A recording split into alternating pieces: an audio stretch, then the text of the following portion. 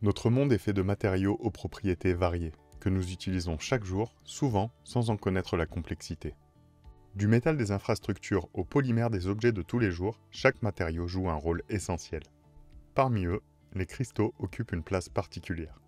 Loin de se limiter aux bijoux, ces structures fascinantes sont au cœur de nombreuses recherches scientifiques. Ils révèlent des propriétés étonnantes, capables de façonner les technologies de demain.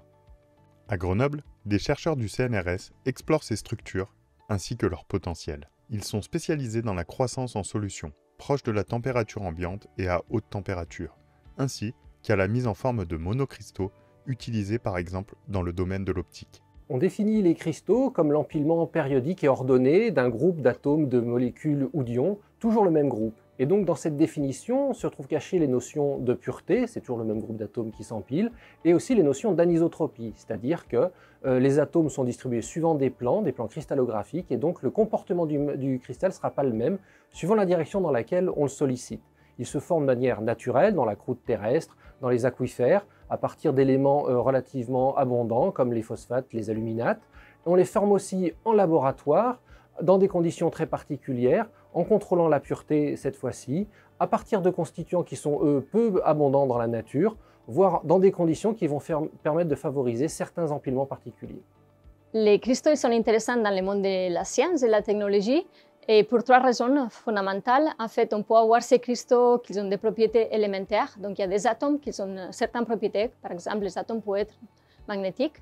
Ces atomes-là, ils peuvent se mettre dans les structures et on va avoir, par exemple, certaines propriétés qui vont sortir de ces cristaux, comme les propriétés piézoélectriques. Mais aussi, dans un niveau plus macroscopique, les atomes qui sont dans la structure, ils s'orientent de différentes façons dans les structures.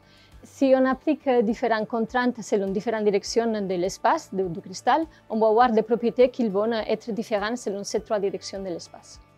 Lors de la croissance de certains cristaux synthétiques, les chercheurs peuvent faire varier les conditions de croissance pour obtenir les propriétés souhaitées et les optimiser. Pour faire cette croissance cristalline, on peut partir d'une phase gazeuse ou d'un vent fondu ou d'une solution. Ici, dans l'équipe, ce qu'on fait, c'est la croissance en solution.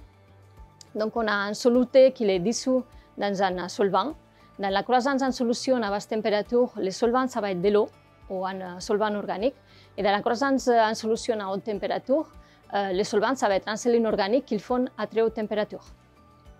La croissance dans ce système-là, donc la croissance en solution, comme on va obtenir les cristaux de très haute qualité, ça va être en créant une sursaturation dans la solution.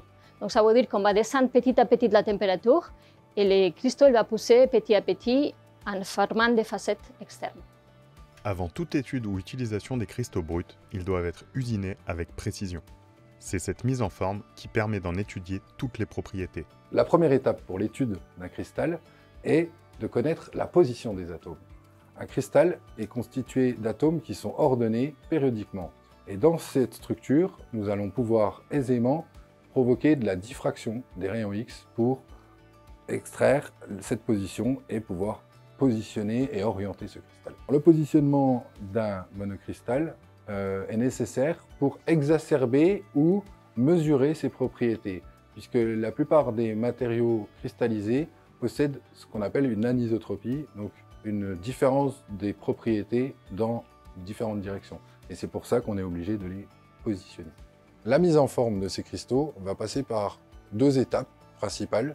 D'une part, l'extraction d'une lame par une découpe au sein du matériau, généralement par des outils diamantés, et dans un second temps, dépolissage via finalement le processus de rodage entre un grain abrasif et le matériau qu'on veut usiner, avec des grains de plus en plus fins pour finir par obtenir une surface qui soit complètement transparente, voire avec des très faibles défauts de surface inférieurs au nanomètre.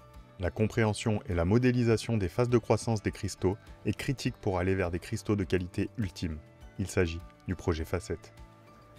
En solution, les cristaux ont tendance à former spontanément des facettes. C'est l'apparition macroscopique d'un ordre à l'échelle atomique, les plans cristallins. Il n'existe pas de méthode préétablie pour prédire l'apparition de ces facettes. À cet égard, la modélisation numérique, reposant sur des données expérimentales, permet cette prédiction. C'est précisément l'objet du projet FACET. Au cours de ce projet, nous avons développé plusieurs expériences, dont une expérience originale basée sur la réalisation d'un cristal en forme de sphère. Cette sphère a été plongée au sein de son milieu de croissance et nous avons suivi l'évolution de cette sphère, le facettage de cette sphère au cours du temps. Grâce aux résultats obtenus à partir de ces différentes expériences, nous avons pu prédire, grâce à la modélisation numérique, le facettage des cristaux. L'objectif étant d'optimiser les processus de croissance cristalline, de réduire les temps de croissance et aussi de maîtriser la forme des cristaux obtenus. La collaboration interdisciplinaire mêlant expérience et théorie entre différentes équipes scientifiques a permis de mieux comprendre les mécanismes de croissance en solution et plus particulièrement les conditions régissant la formation des facettes au cours de la croissance des cristaux. Cette recherche offre de nouvelles perspectives sur l'optimisation des procédés de croissance en solution.